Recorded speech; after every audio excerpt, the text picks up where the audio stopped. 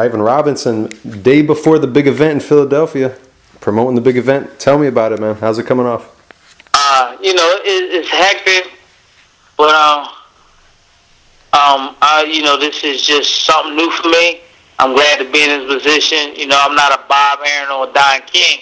I'm just a little local kid from the city of Philadelphia that's just trying to do something for the youth back in the city. So, I'm hoping that it go off strong and good, and we just have a ball tomorrow. That's all. That's it. It's not just boxing, though, right? Tell me about we're not just doing boxing. We got a whole bunch of stuff going on. Like today, it's kind of like rained out today because it's coming down here. But we look to be good tomorrow. We got performances by the Stylistics tomorrow, the Delphonics, Macy Grace, TSOP, and we doing another Lifetime Achievement Award to Mr. Kenny Gamble. So he'll be here too. Wow, man. Loaded with talent.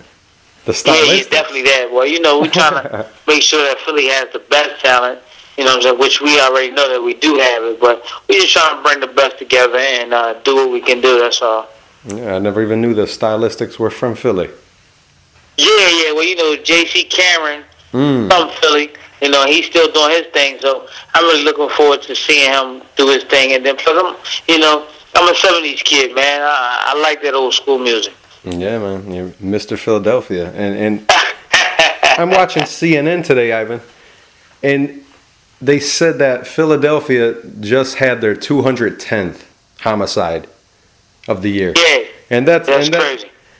That's crazy. And it's actually surpassed the American casualties in the Afghanistan war this year. Philadelphia is a war zone, man. Yeah, basically, that's what it is. That's why when you get such great athletes that comes out of a city, a big city like Philadelphia, you have to recognize it. You know what I'm saying? Regardless if you don't want to recognize it, we have to recognize it because the poverty today and the community and the things that the kids, I don't want to say come from, but where they come from, the city youth and all that, it's not a good sight. I remember when I came up in the 70s and 80s, man, we used to have basketball leagues every weekend. Guys used to box all the time in the gym. You know what I'm saying? We just used to have everything on, and we don't have that now. So it's like, kind of crazy. And, it hurts when you have champions like Meldrick Taylor, myself, Mike Jones, and all them other guys that were great athletes, and we don't give back to the community. It kind of hurts because at the end of the day, when you sit down and you think about it, you're saying to yourself, why am I not helping these young kids? If it wasn't for the youth, if it wasn't for the old heads back when I was coming up, I wouldn't be a champion. I wouldn't have performed in all the amateur shows. I wouldn't have did this. I wouldn't have did that. So now we have to take the place of them old heads. A lot of them are dead, but we have to take the torch that they passed to us and make it just as good as they did for us. And we don't have that. And that's hurting, man. That really is hurting. Yeah. What do you see the difference in Philadelphia from the time, as far as even sports in general, not just boxing, but I bet you when you were coming up, you would see football being played and baseball being played. Now you won't see any of that. You don't see any kids playing sports anymore? Yeah, a lot of our kids are being railroaded, being poisoned with thinking that, they can become millionaires by selling drugs. Being a drug dealer is popular to audience, is popular to the inner city, whatever it is taken that they want to do. Because what does happen is that kids, like, take for instance my son, if I wasn't in his life, if he seen a kid on the street named Joe Bill that was making a lot of money riding around in fancy cars and always had a knot full of money, he thought that was cool because of the simple fact, Daddy ain't got it. Daddy can't give me this. Mommy can't give me this. Mommy and Daddy got to work a 9 to 5 to do this and do that. So, they persuade themselves to lean towards that way. But we as Americans, we as adults have to show our kids that that's not the way, And at the end of the day, when it's all said and done, what happens is, I hate to say it, but these guys either end up 6 feet under or you're in jail. Yeah, well, that's the only choice, as it seems. Yeah, basically that. Exactly, you're right. That's what it is. And it's not just relegated to Philadelphia. It's like a major problem all around America. You see. Yeah, it is all around America, and I really do wish that we could do things to stop this madness. I mean, of course, it's good when you have a drug dealer, for instance, puts his money into a youth to run a whole basketball league. He feels as though he out here selling the drugs and killing our people. Why can't he give us a couple of dollars to do what it is we need to do to help our community? But at the same time, that's dirty money. I look at it as dirty money. I'd rather for a human being that has a 9 to 5 to try to struggle to help us with our league and our community than a guy that can give me the $5,000 to run the basketball league on my own or on his own. 9 times out of 10, he don't put the league in his name because he know what it is, so he puts it in someone else's name. That's why I just try to do so much. It's hard, but I try to do so much, and I get the thrill out of always being in meetings, talking to different people, trying to get their opinion on what it is that we can do to change the community. It's not, trust me, Chris, it's not easy, sir. It's very hard. Yeah. What do you think that we can do to crack down on guns and do things? We just need to get these role models, man, to really participate in the things that we need to do. And I understand that the community and things now is really hard and really anticipated on, having so much money to do this and do that. Like right now, our mayor is just like really killing us right now because he hit us with high tax brackets on a lot of things. So it's hard for guys like me to run out and try to put an organization together to try to bring a league back to the community and help out. But, I tried different angles to do what I can do. Like right now, this amateur boxing event that I'm having tomorrow has become an annual ritual for me. I have to do it every year. If I don't do it, what is the community going to think? You know what I'm saying? Oh, he just did it just to make a name for himself because he may have been out of the scene for a while.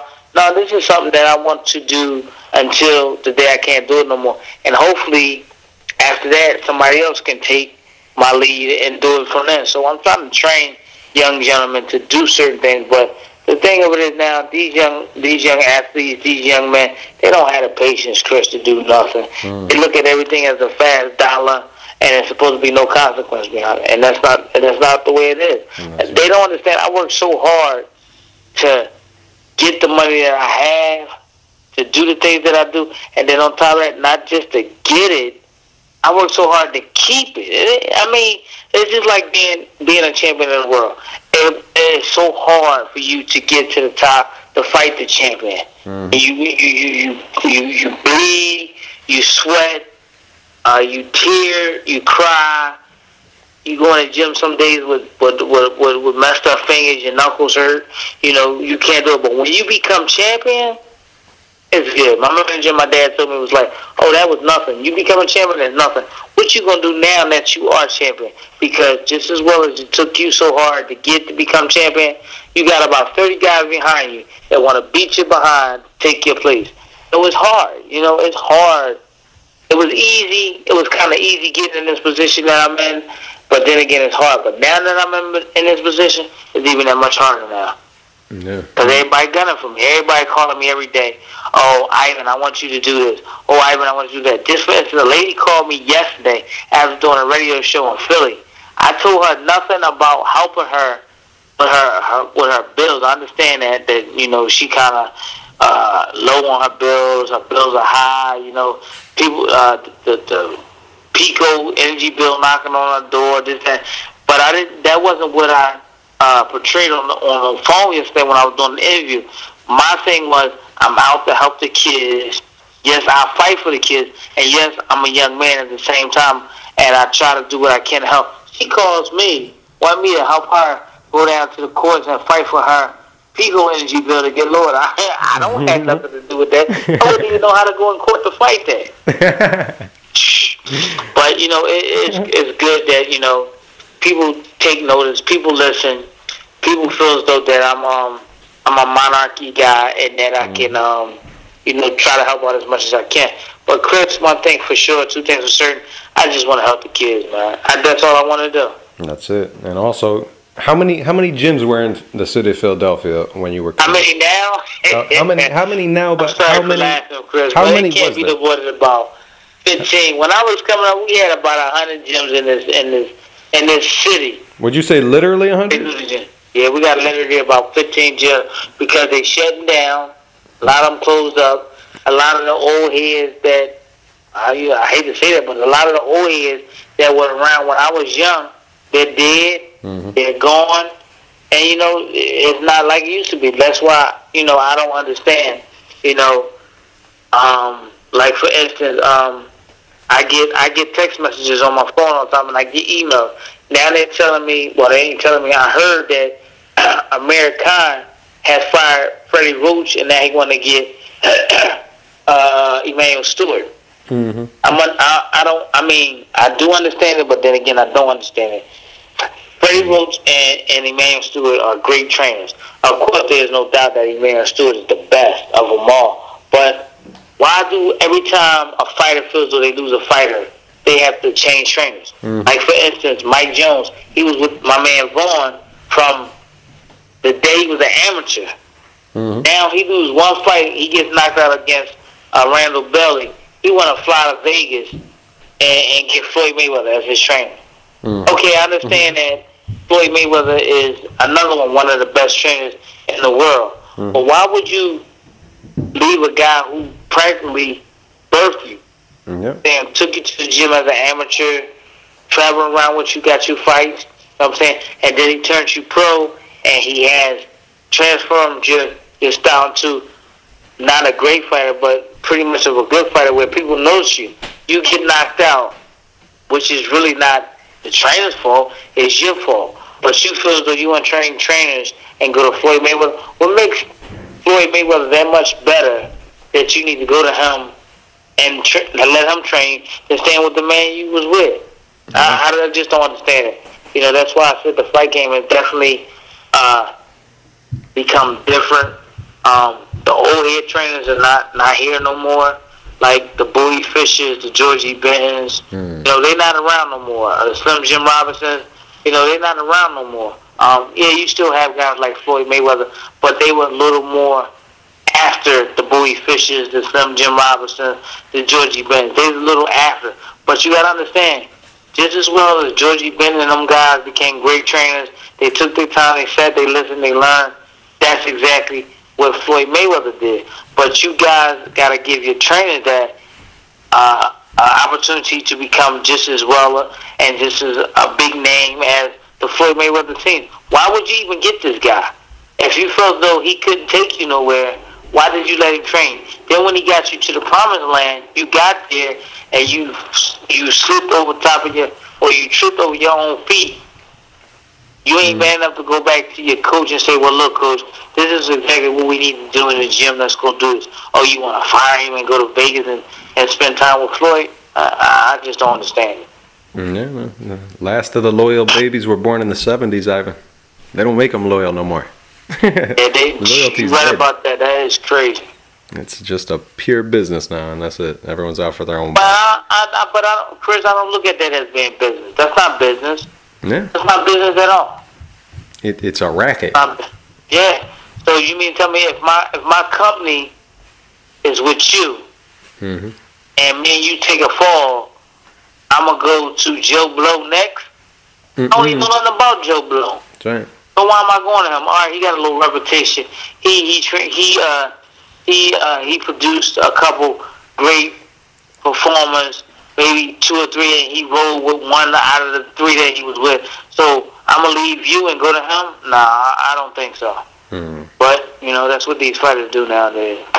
Yeah, and you're getting into promoting the amateur game, so you are staying with helping the kids of Philly. What do you think of the current amateur scoring system? And you see it getting a lot of attention in boxing websites now. You see it a lot because a lot of the crazy decisions going on in the Olympics. What do you think of amateur scoring system? Once again, Chris, it goes back to loyalty. It goes back to some of it has to do with politics. And furthermore, the judges are not as firm and sturdy as the old timers. Basically, what the world does, it goes in a circle. It goes round and around and around. But for some reason, that's not what we're doing. Because if that was the case, take for instance, like trying to think of I can't remember the big guy's name because they're not ringing the bell right now. But a guy like Steve Weisfeld, I've known Steve Weisfeld. He's a judge. I've known Steve Weisfeld since since he came into the professional ring. He was a little older than me, but I mean, when I first got a chance to know his name, I mean, he judged my Gaddy fights. He judged my Chavez fights. I could never say that this man was wrong on any decision. And a couple fights he did with me, I've lost. But they were accurate, and I thought they were real good. But these judges nowadays, they're not firm, they're not sturdy. I don't know if they're getting bribes, if they acting crazy, or just what they doing. I just don't like it. It's not good. It doesn't make boxing that much better. It gives boxing a black eye. But we always have a fighter, some type of fighter along the way that makes boxing heroic again. It makes boxing world class again, like it's always been. It makes boxing the monarchy of the universe. We just have to understand that, all judges are human. They do make decisions. I mean, they do make mistakes. But when they make foul-up mistakes where the decision is absolutely wrong, then you have no credibility to explain to a fighter why you have had or judged this fight that way, because a lot of times it doesn't turn out that way. But I don't know, maybe we need more training. Maybe we need some of the old guys that are judging fights to stop judging, to take time to teach the younger guys what it is about the fight game and how it is. That they don't get, that they don't do, that they don't have. And everyone, not just judges, but everyone in the world, Chris, needs a little tutoring. Everyone, because everyone ain't smart. Everyone ain't A-class citizen, and that's okay. Yeah. And until everyone realizes that, we're going to always have controversy in everything, not just boxing, basketball, football, wrestling, water polo, all that. It's just crazy, like the Olympics. Have you watched the Olympics? The Olympics since the day that I lost to Julian Wheeler and couldn't go to the 92 Olympics. I couldn't tell you nothing. I couldn't because I don't watch them. You don't watch the Olympics like this year? I don't watch the Olympics at all. I haven't watched. I think the last time I watched the Olympics was when USA basketball team with Michael Jordan and them guys won gold. That's the last time I watched it. Yeah. Other than that, I'm always getting updates. I don't watch it like that. Yeah, but what do you make of I mean, thank God for the ladies getting their first year. Clarissa Shields picked up a gold medal. I think that's an asset to boxing to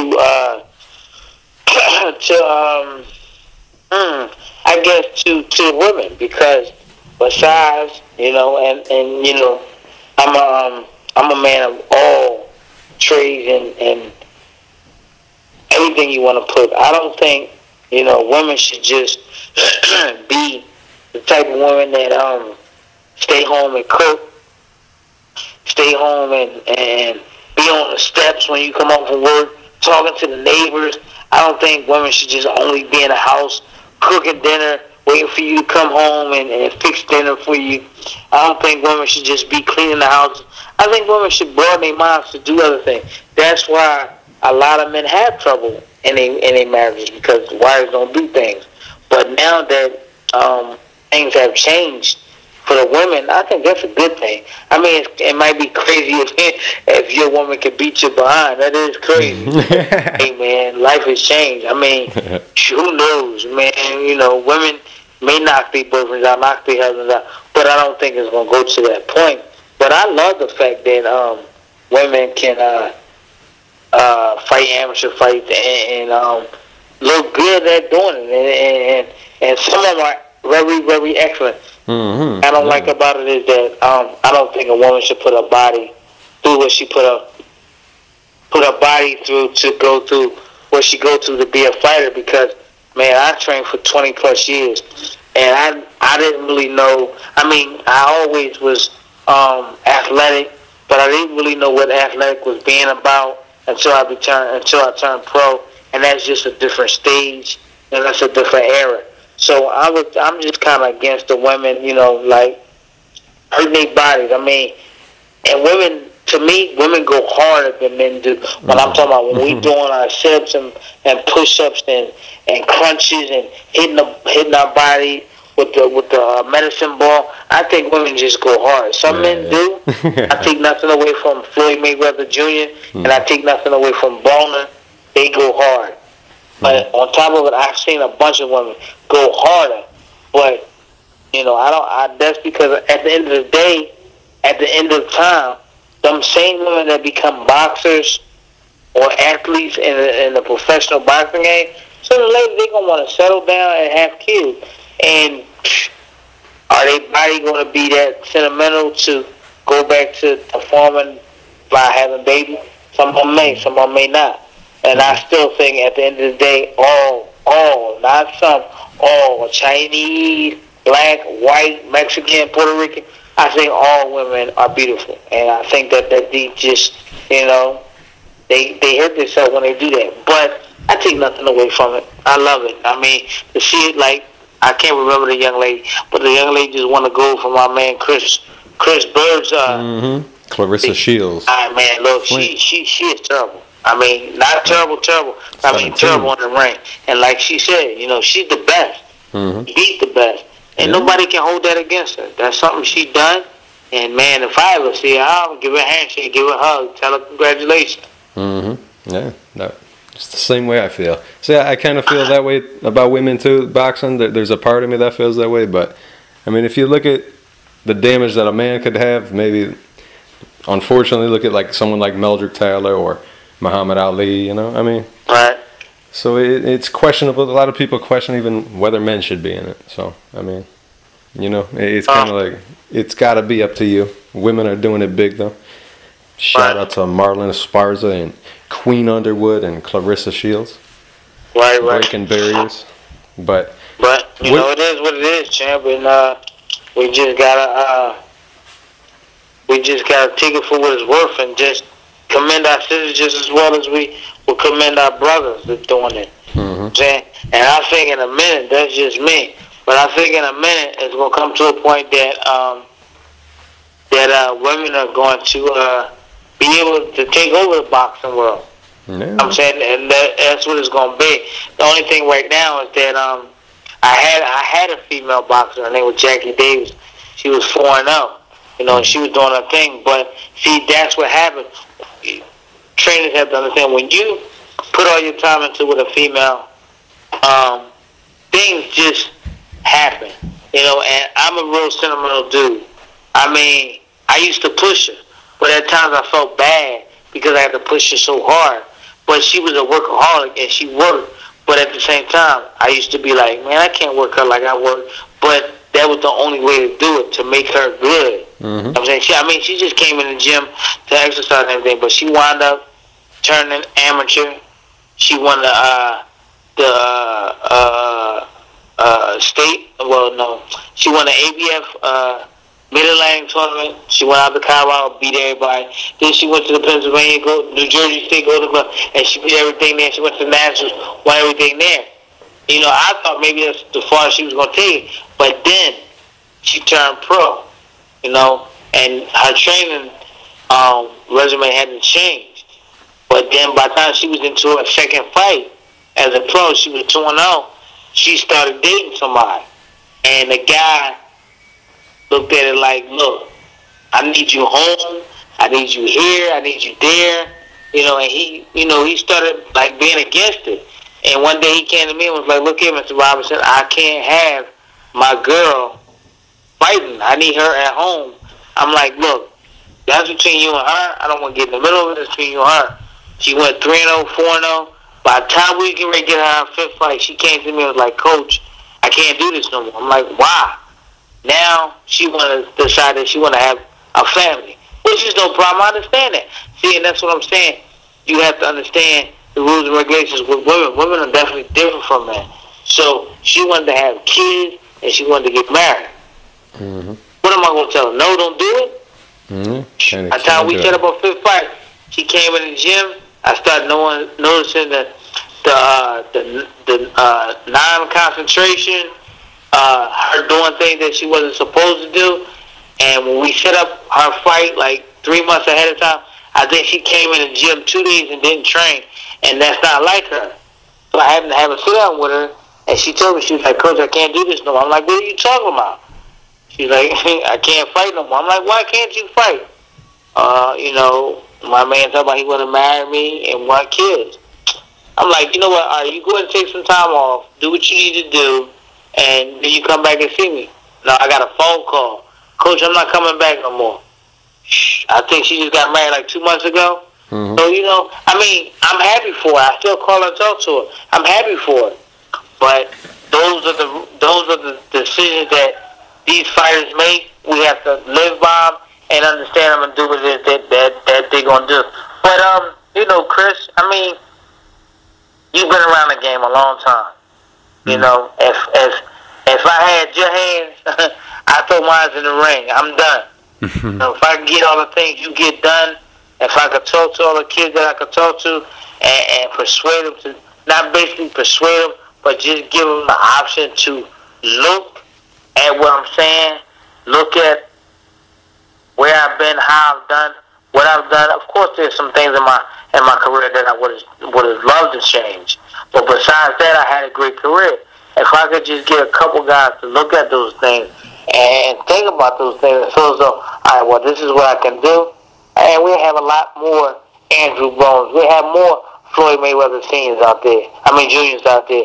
And, I love the competition. I love to see kids go out here and compete, even as a professional. Because you know why? It's nothing better than a sweet science of boxing. And at the end of the day, my old trainer, well, not my old trainer, old head, told me one day he used to sit out in front of the gym every day and play chess. And I always used to say, Mike, they used to come out and say, Mike, come sit here and play chess. Man, I don't know about no chess. He said, don't you know how to box? I said, yeah. That's what we get ready to do. We get ready to box. I never knew nothing about no chess. But at the end of the day, when I think about it and think about how many times he used to try to get me to play chess, exactly, that's what it is. Chess is nothing but a boxing game. You got to learn how to beat your man to the punch. You got to know how to maneuver. You got to know if he throw a certain shot. You got to know if you can counter off of it, if you can slip off of it. Man, boxing is just so good, but everybody can't box. Yeah. Everybody can't do it, Chris. That's true. Not everyone's Ivans, but everybody can't do it, champ. You can't do it. You had a great foundation though with the amateur system back in the day. Right. What happened? What happened to any guy meddling? Like this was another awful Olympics. It's like the 3rd bad Olympics in a row. It's like what is going on with the amateur system in America? Why can't we write it and make it better? This is what I think, and it's only my opinion. It's said to me every day at my job. It's said to me here where I'm at now at my with my business and helping my CDC. There's too many chiefs and not enough Indians. You know what I'm saying? We got all these Indians want to be chiefs. And what we need to just pick one and leave it at that. We got too many. Like, for instance, here in Philadelphia, you know what I'm saying? I got a bunch of trainers. I may have 2 handfuls of trainers. One handful is old heads, and the other handful is new jacks. The old heads don't want to pass the torch to the new guys. So the new guys feel as though they can take over by making their own rules. And that's not just here in Philadelphia. That's in every state across the world. We all not getting together, coming together, and saying, look, this is what it's going to be. Me, I think the amateurs should go back to the 10-point scoring system. This computerized thing came out in 91, and my dad tried to boycott it. Because it was just, and I could see why he tried to, because it wasn't meant for me. Mm-hmm. Now, back then it was for guys like Oscar, Patrice Brooks, maybe a Chris Bird, definitely Forrest. A Vernon Forrest, definitely a Shane Mosley. Because those were the type of guys that were great fighters. I mean, they wasn't as great as me, but they was great fighters. Difference with them was Shane, Vernon, Chris, and Oscar, they could knock you out, which they didn't do many knockouts, but they could do knockouts. But the thing was, they punched so cleanly and so hard that if they hit you with a jab, you've seen it. Mm-hmm. So that was the point. Me, you know me, Chris, I can hit a joker with a 20-piece. Mm-hmm. Yeah, you can. And he could never see it. Before he got a chance to throw his 1-piece, he got hit 6, 7, 8, 9 times. So that's where the 10-point month system worked for me. Mm-hmm. But that computerized scoring didn't work for me. And my dad knew it, and my dad tried to protest it. And until this day, I still think that's the reason why I never made it to Barcelona. But, it is what it is. But back to what we were talking about, what needs to happen is that every organization from every part of the world needs to get together, sit down, and come together on how we're going to judge fights, what we're looking for, how we're looking for them. There needs to be, a schooling for it, class for it, books for it, and stick to that. Don't, go against it. Like, for instance, my show that I'm doing tomorrow is probably one of the biggest, hardest shows I had to do in my life. Why? Because when I was coming up, if we had a kid that was 17 and a kid that was 19, and I had, say for instance, I had like 10 fights, and the kid had 20, we fought. Man, I done had so many people call me and back out of fights because this kid done had 6 fights, but he a year older than your kid, he far advanced. How much far advanced can this kid be? Why? Because he was in the gym before your kid? But this is the step your kid got to take. And everybody is so prone on records. Why are you worrying about records? I got a guy that from Front Street Gym. No, my fault. Harrogate Gym. I mean, this kid is good, Chris. He's really good. But I don't know what it is. Well, I kind of know what it is. His dad has a big mouth. So everybody just like him. See, that's not boxing. Just because your dad has a big mouth and he doing everything to help you, it should not be judges against him. Should be other gyms against him. People don't want to fight him. I mean, this kid is 2-5, but he's better than his record. Don't nobody want to fight him. Why? Yeah, you still see that in Philadelphia. There's still, if you see, come on, Chris, man, it's every day, dog. Yeah, if you match a Philadelphia fighter who's 5-5 or 10-10 up against another guy from another place in America, and they got the same record, usually the Philadelphia guy is going to be better. And they're not going to fight. And the same with Mexicans. A lot of Mexicans take a few losses early, and it's kind of like learning experience, Philly's like that. You got to learn on the job sometimes. It's a tough city. Sometimes you have to, Chris. Yeah. But, it is what it is, and I don't know, man. I don't know, Chris. I mean, I wish I could just change everything, but, I can't. I'm not going to try. I'm just going to continue to get schooling, because I think I am a pretty good learner, especially when I want to learn something and do something, I kind of want to be a kind of like a promoter, but I want to be the type of promoter that does events. I'm not just talking about boxing.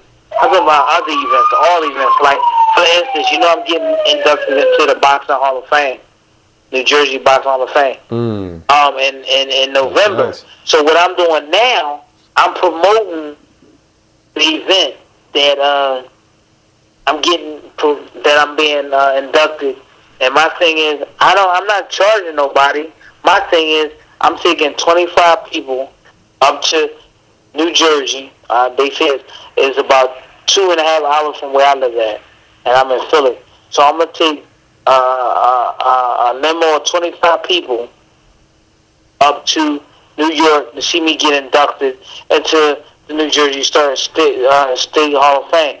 It don't matter to me. I ain't worried about, everybody talking about, you need to make money out.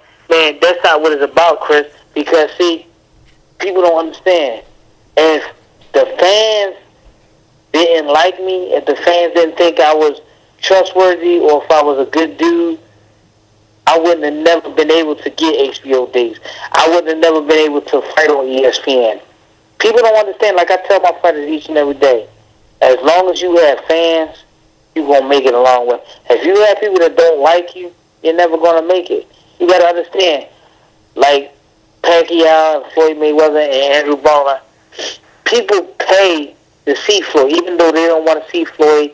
They didn't want to see Floyd fight Cotto. But at the end of the day, they thought about it. It's like, man, this may be a good fight. Cotto came and fought. People loved that. Even though he lost, people was glad to see Floyd get a nosebleed. People was glad to see Cotto keep Floyd on the ropes and kind of bust him up. They think Floyd getting old, so they're going to pay to see Floyd get beat up. You know what I'm saying? But as long as Floyd keep doing what he's doing, and I know he can do it, he's going to be champ for quite a while. Now, what do you think of him and 50 Cent and TMT Promotions? What do you got there? Man, look, what I say, Chris, I say there's enough money in the world to be made by a lot of people.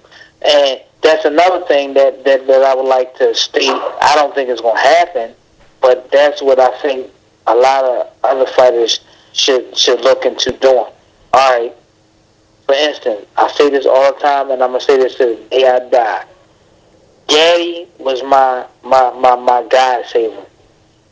Gaddy was my God, because if Gaddy never took that fight wouldn't have never been the fight of the year. I would have never made. I was making good money, but I wasn't making that big money that I made the second Gaddy fight, and I wouldn't have been able to make that big money fight that I made with the Chavez's, the Angel Man Freddy, the Jesse James Lehi. I wouldn't have been able to do those things. And the reason why those things happened for me, because even though it was crazy, but then again, it wasn't crazy. Gaddy took a chance and said, look, let me fight Ivan, and I'm going to beat him. But Gaddy never knew in the back of his head he wasn't going to win. He thought he was going to, he never thought he was going to lose. He thought he was going to win. But I already knew that he was going to lose. I knew too much about him. I knew how to beat him, but he didn't think that I could. But thanks to Gaddy, I was able to do the things that I was able to do. I was able to keep some of the money that I have because of Gaddy. I didn't make no money off of fucking Demetrius Sabalas. I ain't make no money off of, I made money off of Antonio Diaz, but it wasn't a whole lot of money, but it was enough money. It was more money than a lot of guys making nowadays. You know what I'm saying? So, thanks to Gaddy put me on the mat, even though I should have been on the mat, because I felt as though I was a good fighter. I just needed somebody to give me the opportunity to take that chance, Yeah. And, Shane would have given me the opportunity, but I had fought before Shane fight, and I got cut. So that fight went out, and that's when the Gaddy fight came in. So, it's just, if more fighters nowadays took the opportunity to fight other fighters with kind of like big names and stop letting these promoters kind of like dictate who they fight, who they don't fight, when they fight, it would be a lot. I think the fight game would be a lot better. Like right now, I'm hearing Andrew Broner that's calling out Floyd and Pacquiao. To me, I don't think he should fight Floyd right now. Pacquiao could be a good fight for him, but I like Broner. I think Broner beat Pacquiao. Those are two big fights that Broner can either way, Broner is gonna get is going to accomplish whatever he needs to accomplish from the fight. Whether lose, win, or draw, he's going to accomplish what he needs to accomplish. If we have more fighters nowadays doing that, we'd be all right. Like Andre Ward and Chad Dawson, that's a good fight. Mm-hmm. I like Andre Ward. Mm-hmm. But then again, on the other hand, Chad Dawson is dangerous. But I think Andre Ward has enough skills. He boxes real well, and he can beat him. I've seen some flosses in his last fight, but I think he's just a little more quicker and a little more far advanced than Chad Dawson to do those things and get away with it. Mm-hmm. You know, it's just a lot of fights out there that can be made. I don't know why they're not being made. Disney. I had a friend of mine from Lancaster named Anthony Keys, and he always told me, this was at the end of my career and we hooked up, he always used to say to me, and I didn't understand it, or maybe I just didn't want to understand it. He always used to say, Ivan, this is the hurt business. And he's right. The boxing game is the hurt business. Mm-hmm. I mean, a lot of guys walk away from it, or walk away from a fight, an actual fight, okay. But at the end of the day, at the end of the careers, at the end of life, there's something that triggers in their body that comes from boxing. You know what I'm saying? And I'm pretty much a good example. I walked away pretty good. I'm saying I have no flosses. I'm not stuttering with words. You know what I'm saying? I'm not punchy. I can still count my money. I'm saying I can still run a business. I'm good. But at the end of the day, for real, Chris, there are times I like right now, I'm sitting in my office, just sitting here messing around on the computer talking to you. There are days that I may black out and think about the Gaddy fight. How hard Gaddy hit me with that left hook in the 10th round. I'm saying, or that body shot he hit me with in the second fight. Yeah, that's what I was going to say. Those are the things that I think about. Sometimes I still feel those things. But don't nobody know about this but a fighter. You now, how would you get your body ready for those Gotti punches to the body in the second fight? Because I was watching that fight again, and he hit you with some body shots. How do you prepare your body for that? Go ahead. I'm sorry. How do you prepare your body for that? Well, I had a guy named Bill. He used to be in the gym with me all the time, and he used to work on a lot of guys in the gym as far as exercise and everything. And I was like a little kid in a candy store. I used to mark him. He used to train himself. Like, he would train all the fighters, and then for some reason, between 6 and 8, he didn't have nobody to work with, and he used to do his exercise. I used to mark him. I used to get a pad, because back then, we just used, back at the Happy Hollow where I'm at now, we used to have pads we put on the floor, and we do exercise on them. Before we got the tables and all that. So I used to get a pad. I didn't used to get right next to him, but I used to be a couple feet away from him, and he would be doing his exercise, and I would be marking him. So one day, he didn't do his exercise, but I knew around the time he would do it would be when I finished training. So I got on the pad, and I started doing them, and I guess I was doing them all wrong. He was like, no, young man, you don't do them like that, you do them like this. So for some reason, it was just crazy when I wasn't doing them with him. I was getting tired. I couldn't keep my legs up in the air. And then he went and got the medicine ball, and he dropped the medicine ball on my stomach. And when he dropped, I had my legs up, and when he dropped the medicine ball on my stomach, my legs fell down. He was like, "Oh, see, you ain't got enough muscles in your stomach to keep your legs up." So my trainer walked over to him and was like, "You know what? Work with him." I was like, "Huh?" He was like, "Work with him." Well, so from that day on, he used to work with me every day, and we brought him in the camp. And one thing he used to do at the end, I don't know why I started loving this, but I did. He would make me put my hands up in a fighting position, but I would have my hands open, and he would take a big yellow bat and hit me around the body for about 30 seconds. Then it went up to a minute. Then it went up to the fighting time. Then after a while, I started going 8 minutes. I'm sitting there like, what the hell is this about? So at that time, I was boxing Mikey Stewart, who was a big puncher, but he wasn't as quick as Gaddy, but he was a puncher. And he would hit me to the body, and body shots, you can't really protect yourself from body shots because you never know. A good fighter, you never know when he's going to hit you to the body. And this kid, Mikey Stewart, used to throw great body shots. And he used to catch me off guard. But it's like when he hit me with a body shot, I didn't really feel it, but I knew he went there. I was like, wow, that's some little crazy shit there. And, man, he worked with me for the first and the second Gary fight, man. And them body shots was, I mean, that workout, that training workout, man, it was great. I never understood why he never went on to become a great conditioning and exercising coach, because those two fights put him on a mark.